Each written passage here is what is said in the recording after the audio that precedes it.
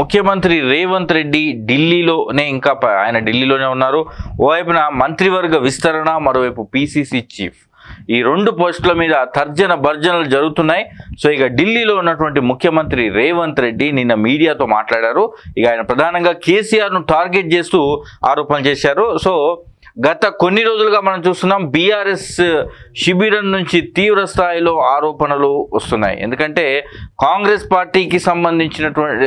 పార్టీలో చాలామంది బీఆర్ఎస్ ఎమ్మెల్యేలు జాయిన్ అయిపోతున్నారు. ఇప్పటికే ఒక 3-4 జాయిన్ అయ్యారు, ఇంకొక 20 మంది దాకా రెడీగా ఉన్నారు అన్న ఒక చర్చ నడుస్తుంది. సో ఇప్పటికే ఇక మాజీ స్పీకర్గా పనిచేసినటువంటి పోచారం శ్రీనివాసరెడ్డి, అంతకుముందే కడియం శ్రీహరి, సో వీళ్ళందరూ తెల్లం వెంకట్రావు, దానం నాగేందర్, వీళ్ళందరూ పార్టీలో జాయిన్ అయిపోయినారు. ఇంకొంతమంది సంప్రదింపుల దశలో నడుస్తున్నారు. వాళ్ళందరూ కూడా కాంగ్రెస్ పార్టీలో జాయిన్ అవ్వడానికి రెడీగా ఉన్నారు. సో దీంతో బీఆర్ఎస్ శిబిరంలో ఒక్కసారిగా అలజడి రేగింది. ఇంకా చాలామంది మొత్తం బీఆర్ఎస్ శాసనసభ పక్షాన్నే కాంగ్రెస్ పార్టీలో విలీనం చేయబోతున్నారు అనే వార్తలు కూడా వస్తున్నాయి. సో దీంతో ఇక బీఆర్ఎస్ నుంచి ప్రధానంగా ఆరోపణలు ఏంటంటే ఫిరాయింపులను మీరు ఎట్లా ప్రోత్సహిస్తున్నారు, మిగిలిన రాష్ట్రాల్లోనేమో ఫిరాయింపులకు వ్యతిరేకంగా మాట్లాడే కాంగ్రెస్ పార్టీ తెలంగాణ రాష్ట్రానికి వచ్చేసరికి ఫిరాయింపులను ఎందుకు ఎంకరేజ్ చేస్తున్నది అనేది బీఆర్ఎస్ శిబిరం నుంచి వస్తున్నటువంటి ప్రధానమైనటువంటి ప్రశ్న. దీనికి రేవంత్ రెడ్డి నిన్న ఢిల్లీ వేదికగా ఒక కౌంటర్ అయితే ఇచ్చిండు. ఆ వార్తను ఒకసారి చూద్దాం.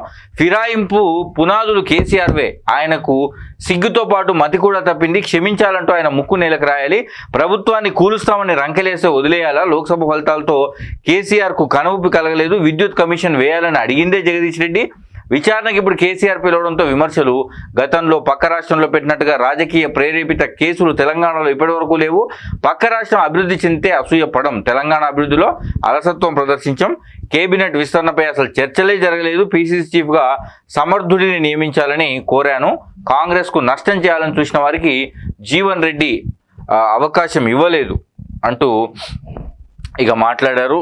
ఇక నిన్న ఏంటంటే ప్రధానంగా చేరికలు ఎందుకు చేర్చుకుంటున్నారు కాంగ్రెస్ పార్టీ, ఇప్పటికే ఆ పార్టీలో 65 మంది ఎమ్మెల్యేలతో కాంగ్రెస్ ప్రభుత్వం సుస్థిరంగా తెలంగాణ రాష్ట్రంలో ఉన్నప్పుడు మీరు చేరికలను చేర్చుకోవాల్సిన అవసరం ఏంటి అన్న ప్రశ్నలు వస్తున్నాయి.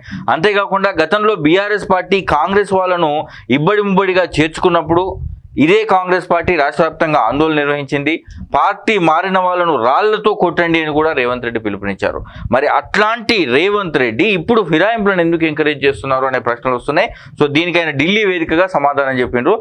ప్రభుత్వాన్ని కూల్చేస్తామని కేసీఆర్ చెప్తున్నప్పుడు ఇంకా మేము ఫిరాయింపులు చేస్తే తప్పేంటి అనేది రేవంత్ రెడ్డి ప్రశ్న. అంతేకాకుండా ఈ ఫిరాయింపులకు ఆద్యం పోసిందే ఆయన హయాంలోనే ఇబ్బడి ముబ్బడిగా ఫిరాయింపులు జరిగినాయి, శాసనసభ పక్షాన్ని మొత్తం విలీనం చేసుకున్నారు, ఇష్టారాజ్యంగా ఫిరాయింపులను ప్రోత్సహించిన కేసీఆర్ ఇప్పుడు తన దాకా వచ్చేసరికి ఫిరాయింపులు చట్టవిరుద్ధమని ఎట్లా మాట్లాడతాడు అనేది ఆయన ప్రశ్న. అంతేకాకుండా ఒకవైపు ప్రభుత్వాన్ని కూల్చేస్తామని ప్రగల్భాలు పలికే వాళ్ళ దగ్గర నుంచి మేము ఫిరాయింపులను ఎంకరేజ్ చేయకుండా ఎందుకుంటాం అని ఇక రేవంత్ రెడ్డి చాలా ఘాటుగా నిన్న కేసీఆర్కి అయితే కౌంటర్ ఇచ్చిండు.